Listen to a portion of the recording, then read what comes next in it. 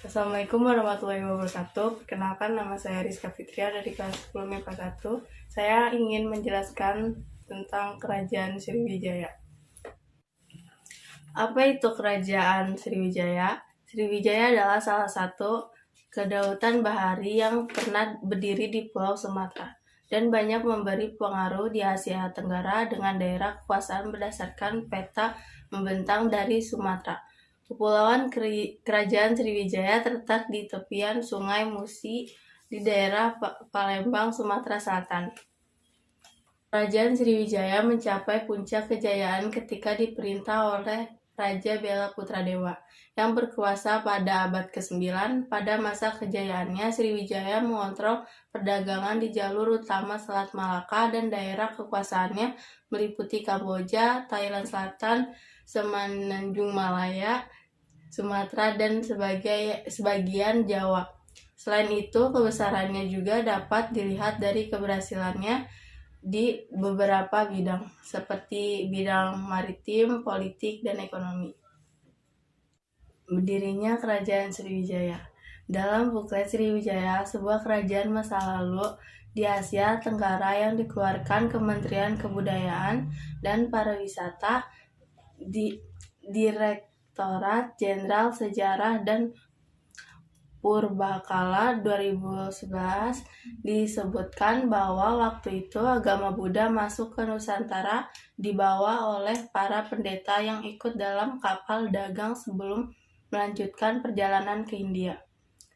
Sumatera pada abad ke-7, Kerajaan Sriwijaya didirikan oleh Dapunta yang Sri Janasa di daerah Palembang, Sumatera Selatan. Dalam prestasi kedudukan bukit tercatat bahwa tahun 682 Masehi menjadi tahun di mana kerajaan ini resmi didirikan. Nama Sriwijaya diambil dalam bahasa Sanskerta dari kata Sri yang berarti cahaya dan Wijaya yang artinya kemenangan. Sebagai negara maritim, berdirinya Kerajaan Sriwijaya kemudian memberikan pengaruh besar di Nusantara.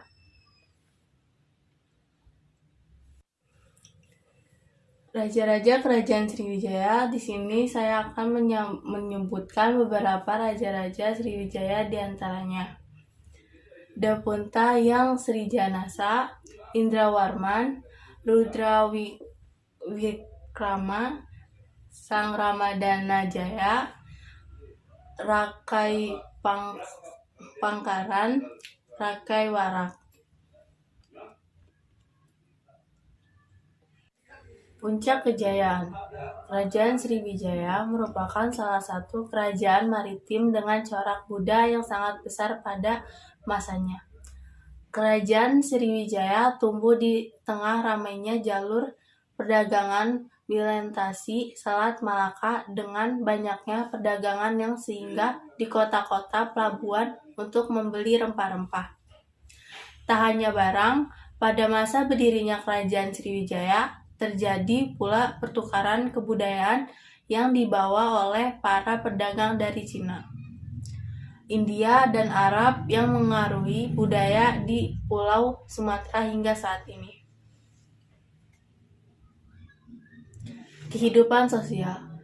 Fokus utama terkait kehidupan politik Kerajaan Sriwijaya yaitu wilayah kekuasaan raja-raja yang memerintah dan hubungan dengan kerajaan lain baik dalam luar negeri berdasarkan bukti yang ada dari isi prasasti Leiden.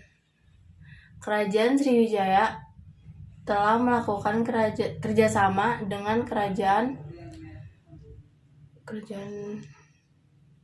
Chola di India.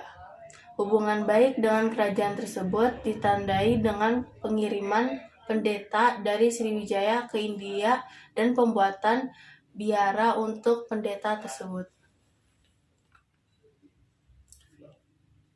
Kehidupan ekonomi. Kehidupan ekonomi Kerajaan Sriwijaya meliputi kegiatan pertanian, hasilnya kemudian belikan kepada para pedagang asing yang sehingga hal ini didukung dengan letak yang sangat strategis. Sebagai jalur perdagangan internasional, hasil bumi dari pertanian tersebut mendongkrak kegiatan perdagangan. Akibatnya banyak perdagangan dari Cina dan India ramai-ramai berdatangan. Ragam peninggalan kerajaan. Berbagai sumber sejarah menyebutkan ada 3 candi peninggalan dan beberapa prasasti kerajaan Sriwijaya. 1. Candi Muara Jambi. 2. Candi Muara Takus. 3. Candi Biaro Bahal. 4. Prasasti Talang Tuo. 5. Prasasti Kedudukan Bukit. 6. Prasasti Telaga Batu. 7. Prasasti Karang Berahi. 8. Prasasti Kota Kapur. Sekian presentasi dari saya. Maaf bila ada kesalahan kata. Wassalamualaikum warahmatullahi wabarakatuh.